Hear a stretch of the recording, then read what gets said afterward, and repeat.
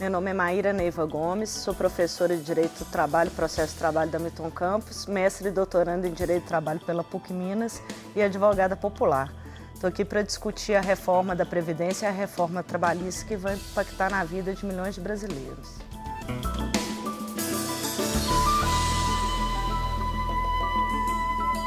Meu nome é Paulo Roberto Bretas, sou economista, presidente do Conselho Regional de Economia, professor da UNA e estou aqui para discutir reforma trabalhista, reforma previdenciária. Brasileiros, defendam seus direitos.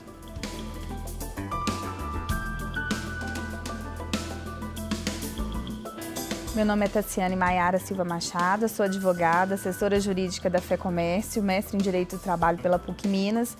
Estou aqui para discutir os efeitos da reforma trabalhista e previdenciária, medidas de impacto que merecem uma atenção maior da sociedade.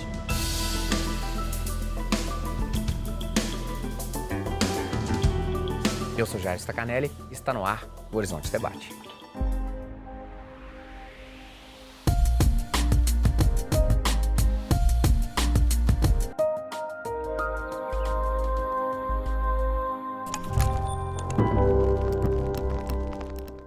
As reformas trabalhista e previdenciária da gestão do presidente Michel Temer têm gerado dúvidas para os brasileiros. Essas reformas representam perda de direitos? A principal mudança trabalhista refere-se à permissão dada às empresas para terceirizarem quaisquer atividades, não apenas as atividades meio.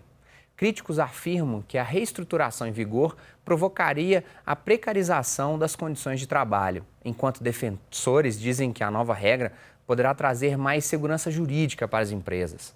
Já a reforma previdenciária prevê a idade mínima de 65 anos para a aposentadoria e eleva o tempo mínimo de contribuição de 15 para 25 anos. Qual o efeito a longo prazo dessas reformas? Realmente é vantajoso para nós, para o Brasil? Professor Paulo, perguntas de $1 milhão e que, quando nos colocamos frente a um noticiário, dependendo até da ideologia do noticiário, eu acho importante dizer isso, alguns dizem que é fundamental que a Previdência vai quebrar e outros dizem que perdemos direitos.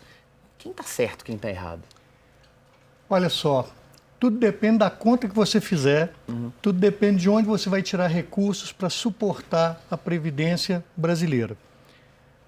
É possível que a Previdência tenha déficit? É possível. No mundo inteiro, a Previdência vem sendo reformada, as idades de aposentadoria vêm se estendendo, mas acontece que o governo, no caso do Brasil, ele vem sendo negligente com a cobrança dos empresários que não pagam o INSS, ele vem sendo negligente quando ele pega a DRU e tira dos recursos da Previdência orçamentária 30% para poder desviar para outros fins. Paulo, só para a gente explicar para as pessoas, quando a gente diz que grandes bancos que lucram trilhões de reais todos os anos têm dívidas milionárias com a Previdência, só explica para a gente que o governo não cobra isso. O governo deveria estar cobrando, que é o papel do governo, né? Fiscalizar, cobrar, e empresários brasileiros, né? Bancos, outros empresários aí de outros setores, não devem a Previdência e não pagam, não existe um mecanismo capaz de fazer com que a lei seja efetivamente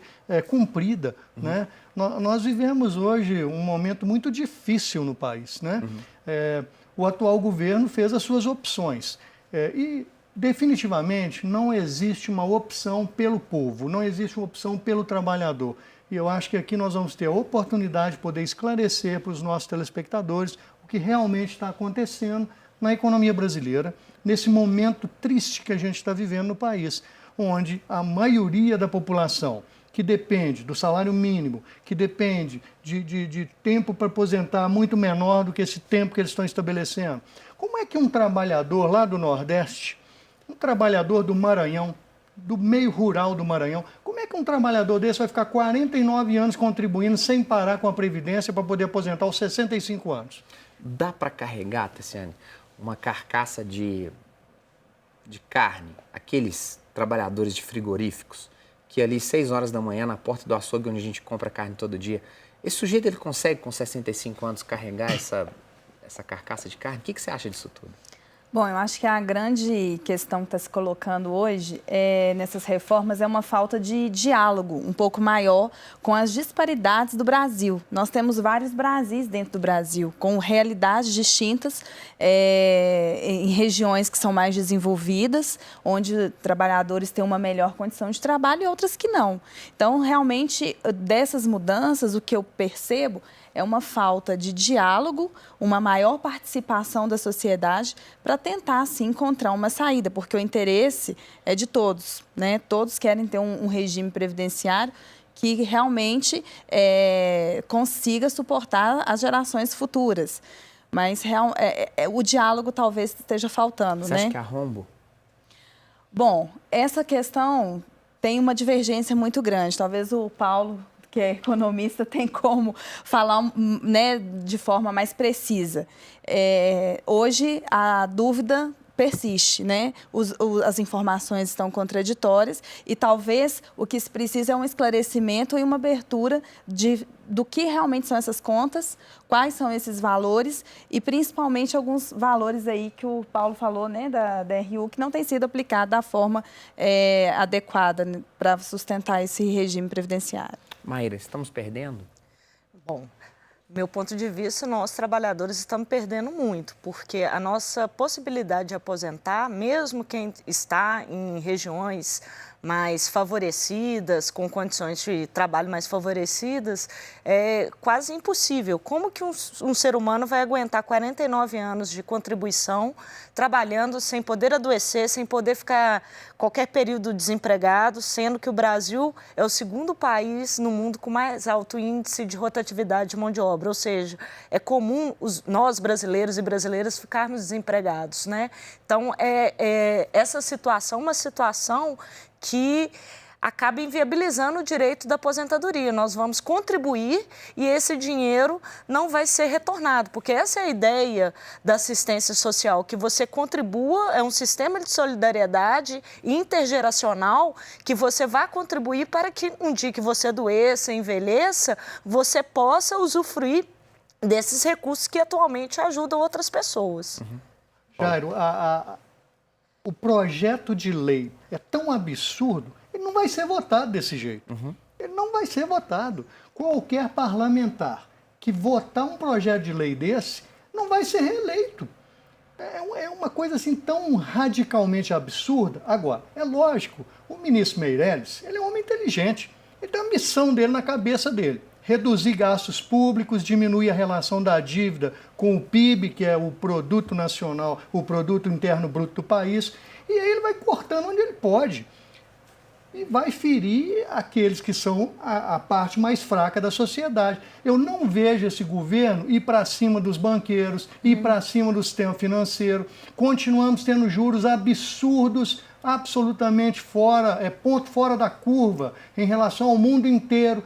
Agora, você poderia estar tendo hoje uma reforma tributária capaz de reduzir, por exemplo, impostos indiretos e cobrar impostos sobre grandes fortunas. Sim. Não fazem isso.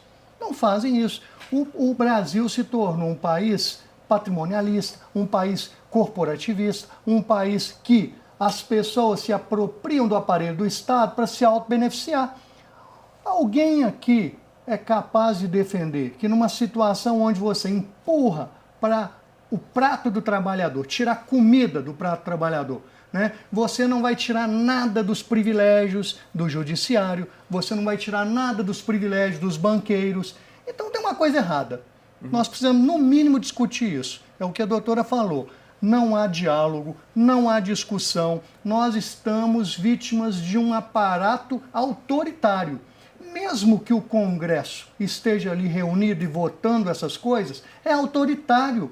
Por quê? Porque não consulta os movimentos sociais, não consulta a população. Agora, Paulo, ao longo do tempo, e em especial a partir de 2013, os movimentos sociais eles foram demonizados, né? E mais ainda, eu fico triste de pensar que o deputado ele não votará, não por uma questão ideológica ou algo desse tipo. Ele não vota na reforma da Previdência com medo de perder votos. Medo, né? Medo de perder o Mas mandato. a da terceirização, que foi um bom teste, vamos dizer assim, para se saber se a Previdência passaria ou não, se a reforma da Previdência passaria ou não, passou, e isso implicou vários problemas, eu acho que várias reflexões nessa forma de gerir o trabalho no Brasil. E é isso que eu queria voltar no segundo bloco. Se essa terceirização, se ela foi de fato benéfica para a gente ou se ela não foi, como, por exemplo, para os banqueiros do México. Vou contar um pouquinho dessa história daqui a pouco. Nós vamos para um breve intervalo. Voltamos daqui a pouquinho.